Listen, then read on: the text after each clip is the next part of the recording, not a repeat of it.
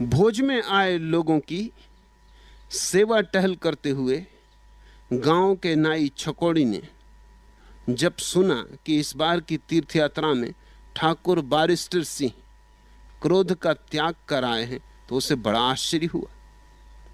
मित्रों मुसाहिबों से घिरे बैठे गर्वोन्नत ठाकुर साहब के पास पहुंचकर छकोड़ी ने अत्यंत विनम्रतापूर्वक कहा, मालिक, इस बार की तीर्थ यात्रा में आप क्या त्याग कर आए हैं? क्रोध?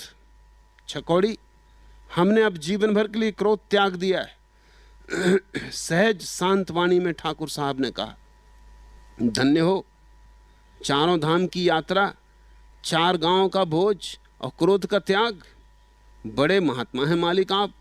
कहता हुआ छकोड़ी अपने काम में जा लगा।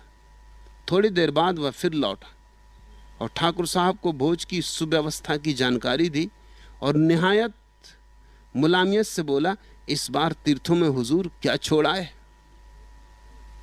ठाकुर साहब ने छकोड़ी की तरफ सीधी आंख देखते हुए सधी आवाज में जवाब दिया, क्रोध, हमने क्रोध छोड़ दिया है। वाह वाह मालिक, कितना बड़ा त्याग किया है आपने, धन्य हैं आप। और वह फिर भोज स्थल की तरफ को चल दिया।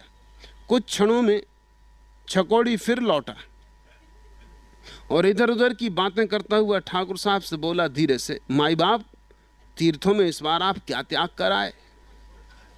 नाई को घूरते हुए ठाकुर साहब बोले, अभी तुझे बताया है कि हम क्रोध छोड़ आए हैं। हो मालिक, धन्य हो, धन्य हो।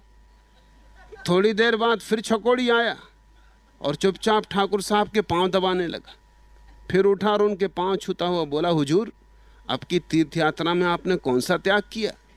इस बार ठाकुर साहब ने जैसे ही नाई का प्रश्न सुना कि उनकी आंखें लाल हो गईं, भौहें तिरछी हो गईं, कड़कदार आवाज में बोले, अबे नौवे, 10 बार तुझसे कहा है हम क्रोध का त्याग कर आए हैं, तू बहरा है क्या? जी सरकार, क्रोध त्याग कर आपने बड़ा भारी पुण्य का काम किया, धन्य हैं आप। ओंठों ओंठों में मुस्कुराता हुआ छकोड़ी चला गया। अब की बार थोड़े अधिक विलंब से वह लौटा। ठाकुर साहब यार दोस्तों के साथ बातों में मशगूल थे। चांदी के गिलास में ठाकुर साहब को पानी पेश करते हुए छकोड़ी ने कहा, हुजूर।